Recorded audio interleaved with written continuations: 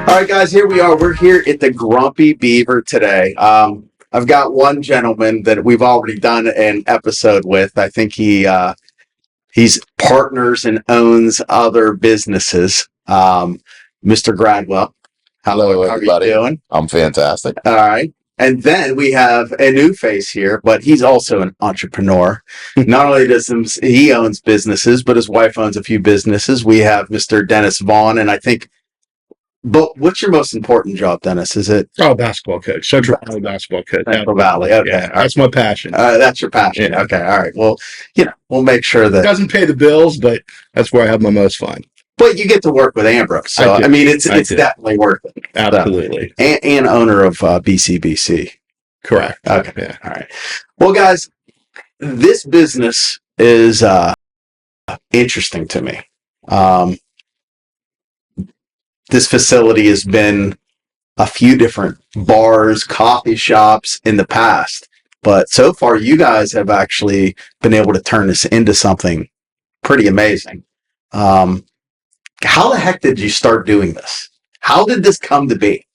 The Grumpy Beaver. Wow. Dennis got roped, I think. Yeah. Dennis got roped in. So, and it was funny. So, our the four partners that we're all good friends. And Who are they all? So we're not leaving anyone out. yeah, so we've got Mark Knoll, Okay. and we've got John Mazorski, who just had his very first grandchild yesterday. Yeah. Congrats. Miles, congratulations to the entire family, to Matt and Kat. So they had this idea that it was really John and Mark that had this idea that, they wanted to do something. And so I had worked with John, aka Mizo, in another business. And so he says, "Hey, would you want to do this?" And I'm like, "Yeah." And then I was like, "I got another buddy who I think would really love to do this too. His name is Dennis." And so in came Dennis, and it was all born. So Yeah, I was sold on by Mark telling me, I can remember it vividly. Open a bar. It'll be fun. Great time, it's a lot of fun. 6 months into it, I'm like, I'm putting up the white flag. I want an exit. Yeah. Well, it was amazing because in the beginning of this, you guys were workhorses. Yeah. I mean, Joe, I've never seen you sweat that much. I was diving dumpsters, scrubbing out dumpsters. It was crazy. And Dennis, I'd see you with the checkbook looking very frustrated with these people are ordering and you're writing checks for. Yeah. We all tried to really immerse ourselves because we have a funeral home director, we have an AT&T career telecom salesman, we have a building contractor, and we have Mr. Miza who does the office type stuff. Yeah. So none of us had, we all had day jobs, and none of us had any idea how to run a bar. So we really were washing dishes. Some of you have put some good time in bars. We have. So you were somewhat familiar with how a bar works. Yeah. We knew how the front of the house worked. It was the back of the house that we had a lot to get up to speed. But this isn't just a bar. You serve food, and from originally we were going to have a food truck out front, and we weren't even going to get involved in any type of kitchen or anything like that, because that's a whole different animal. But we've been extremely fortunate to partner with Greg Powell, who's amazing. Okay. And really what set out as a bar turned into a restaurant bar, and we are probably more known for our food and Greg's creations from the kitchen than slinging some drinks here or there. Yeah, because this isn't a place like on an average night. What time do you guys normally close? That's 11 o'clock. It's pretty. It seems to be all right. On the weekends, we might stretch it to midnight on occasion on the weekend, but we're usually done around 11, say 12 o'clock at the latest. So this is more of an establishment. People come, grab a good meal, have a few cocktails, right? Get back home, no problems. Yeah, and to Dennis's point, I mean, it was a complete evolution because we had this concept where food was like so far secondary. We didn't care about that at all. And next thing you knew, we were very fortunate to hook up with Greg Powell. He's been our chef here for a while. And then next thing you knew, we were opening up the upstairs here, and we were doing something up here, spirits. So we kind of turned into a little bit of a speakeasy theme and tequila bar type theme. And so, we do that. In the winter on Thursdays, Fridays, and Saturdays. For the summer, we've kind of cut back on Thursdays. We're only open on Friday, Saturday. And then that, the whole spirits being coupled with we're also becoming, I think, a little bit known for events. So we do a lot of events here. And that all happens up here on the second floor as well. So we're able to incorporate spirits along with that event center, to bring your event to fruition. So if somebody has like an event, how many people can they get upstairs? We can comfortably fit 45 to 50 on the other side. And then when we kind of combine it together, you can probably get 75, 80 comfortably up here. And we shut down spirits if we have a big enough event for a class reunion or so, that the whole upstairs will be for that event. Did you even think that you were going to do things like that? It was really transpired out of nowhere. And of course, he's going to take credit. Sure, he's our social media mogul that, he takes anything good that's happened here is probably Joe's idea, Absolutely. right? Right? Is it? To be honest, though, it was another something we didn't have planned. We bumped into a gal who was working for us downstairs, young gal. Her name is Claire. Fabulous. And she kind of, on her own in life, she was doing some event, wedding planning and things like that. And she came to us one day. She's like, guys, I would love to do events with you guys, and let's transform the upstairs into something. So, Claire kind of took that and ran with it. And I mean, Jesus, she's done an unbelievable job with it. Yeah. I mean, it's again, not a vision we had, and she brought it to us, and it's been awesome. And she is doing a really, really good job. And Claire, that's helped her grow a little bit too. I know she's been doing some events at the train station. She's also, again, still doing her wedding stuff on the side and doing some wedding functions on her own. And yeah, it's just been awesome. Has there been a wedding reception here yet? There has. We've had full weddings here. Yeah, we've had full weddings here. We've had full weddings here, Yeah. yes. We've had weddings on the back patio down here where it's all been decorated outside. And, you're always crossing your fingers with an outdoor wedding. Right. And it was a nice day. It worked out very well. And reception-wise, yes, we've done some receptions. Obviously, we do more rehearsal dinners, stuff like that. Sure. Yeah. But yeah, we've kind of done it all. And Claire can pull off anything. So it's a concerted effort between Claire and Chef. You know what I mean? Because they work. They collaborate real well. Yeah. They really do a nice job of customizing the menus, really giving the customer, what they really want, and they can really create their own, event catering and alcohol and however they want to do it. Which makes it nice, right? Because they're not going to hand you a menu and say, okay, you can pick one flavor of chicken wing, and you can pick one type of an appetizer and one type of a piece of cake. You know what I mean? It's not like that. It's like whatever you can dream for your event, our chef and Claire will pull it off, and Chef will cook it all for you. I was going to say, he's used to being at the country club and different places. He's used to doing events. So that's probably a plus for you right there. Yes. It is. And what he's able to accomplish in that tiny kitchen that you've been back and seen, compared to he has been other places where the kitchens are 2-3 times the size. Right. So for what he's able to pull off in that confined area is amazing. How many employees total here? 30-ish? It's always evolving. In the summer, we have a lot more Why are you college students. Because of what he's saying right now. Because in the summer, it's like there's people everywhere because there's the kids are back. And a lot of the kids that started with us come back, much like your daughter will do, right? So she'll come back next summer and work where she's at right now. And so it's the same thing. But then once kids go back to school, well, then that kind of all simmers down again and you're back to your core crew. You know what I mean? So yeah, I would go with that. I'd say 30-ish in the summer, and then we're down to about 10 to 15, in the wintertime. And what days are you open? We're open every day. Every day? That's a good decision, yeah. Yep. Jeff wanted to keep the lights on. We're Motel 6. We keep the lights on. So we are open every day. Mondays and Tuesdays, however, we do not open until 3. So, but we are open 7 days a week. 3 o'clock. Okay. 3 o'clock. All right. Okay. And what's your busiest day? Or I'm sorry. What day do you make the most money? Maybe that's not the busiest day.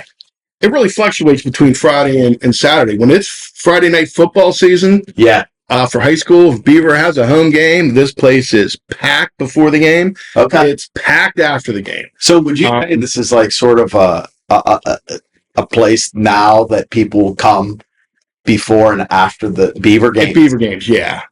Beaver games. Yeah. Since the Mazzo has a connection to the head coach there, so we're fortunate enough the coaches come here. He's been a guest bartender. He's been a guest bartender as well. Yeah. So court's been really good, and the support from the community has been really overwhelming. We've been extremely fortunate. Yeah, I know Beaver, different, I think what the Education Foundation and other, they have events here. Mhm. Our You're biggest event is the Special Olympics polar plunge. okay. It's phenomenal. But you've had what from Blackhawk? You've We've had a lot of Blackhawk basketball events here. Okay. We've done some Central Valley banquets here. Okay. So really, Bridgewater, Beaver, Rochester is kind of the hub of the county. Yeah. So we're really well positioned. And with everything that's going on in Bridgewater right now, with all the new restaurants and everything, it's really been What other a booming time. Between Mario's, this one. Yeah, that is funny you would say that, though. I mean, since we've opened our doors, and a lot of people, when we opened, they now others were starting to come, and everybody thought, boy, how are you going to weather the storm? You've got a new place called The Standard that's getting ready to open. You've got Mario's moving from one location to the 410 over here. You've got the Bigham Tavern that's coming here to the area. You've got Frank G's. All these places have opened since we opened. So we opened first, and they all come. Did. Yeah. But here's the unique thing, and this is what I think we all love about Bridgewater, and I think the public, at least my personal friends, looked at that as a lot of competition coming our way. Yeah. And that is not how either I, Dennis, any of the partners, or even those owners have envisioned it. It's almost like we're partners with that. Yeah. Partners with us. We are great friends with every establishment here in town. As a matter of fact, on August 31st, we'll be hosting our second event. All the owners getting together. And we're doing our putt event. Oh, we did that last year. Great event. It was unbelievable. Last all the bars in the area that all contribute. When is this again? August 31. Yeah. August. I'll tell you what, I had a great time. It's a really fun event. It was fun event, and riding around in that big purple. What the hell is that thing? Oh, the ducky boat. The ducky boat. Yeah, we were driving us around. Yeah, we had a good time doing that. And I think it just goes to show that as a community, we all work well together. We don't look at each other as competition for each other. We all work well together. We're all really good friends. We go to each other's establishments. I was going to say, I've eaten with you at other establishments, and there's no animosity. It all works out. It's worked out wonderfully. So, so August 31st for all of you watching. Quick another plug in too. Another local gal, Robin O'Connor. She runs an organization that I'm sure most all of you have heard of called Bags and Blessing. Yes, I have. We'll be hosting an event here, a fundraiser for them called Think Pink, or Pink I Can. That will be September 28th, and that'll be held here at the Grumpy Beaver. So please come on down, support, buy your tickets in advance, and what does that go? What is the Bags of Blessings? It goes for what is that benefiting? So it's cancer. So it's a cancer-driven organization. Okay. And he's a survivor, if am I correct? She originated it when she went through her procedure and everything. Yeah, that's awesome. She thought, wow, sometimes she felt like she was alone or didn't have a lot there. So this organization, goes to every cancer patient and gives them a nice welcome back, bags and blessings. Yeah. Just a support group. So it's an outstanding organization that does a lot. I've been doing this good work. Years. She has. They're very well known for the run that they do. Yes. And so, that's what they're trying to start, and we're trying to partner with her to create a second event.